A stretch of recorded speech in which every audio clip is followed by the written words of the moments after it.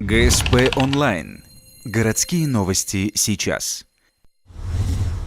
Вторник, 11:00. Центр социальной защиты населения. Здесь разработана и реализуется программа «Антошка». Она предусматривает занятия для детей от года до 3 лет совместно с их родителями. То, что с первого взгляда напоминает простой семейный досуг, имеет более глубокое значение. Здесь малыши познают окружающий мир, а также учатся общаться со сверстниками. Но не только они познают искусство диалога. Родители в первую очередь учатся взаимодействию. Не все умеют грамотно взаимодействовать с малышом, это тоже важно. А детки учатся и общению с социумом, то есть адаптации к коллективу.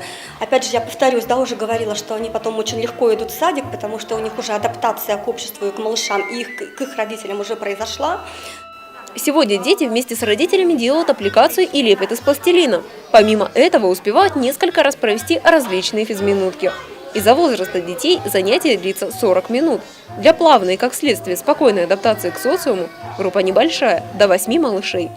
Однако количество желающих заметно превышает эту цифру, поэтому число групп увеличивают. Узнать подробности вы можете, позвонив в Центр социальной защиты населения.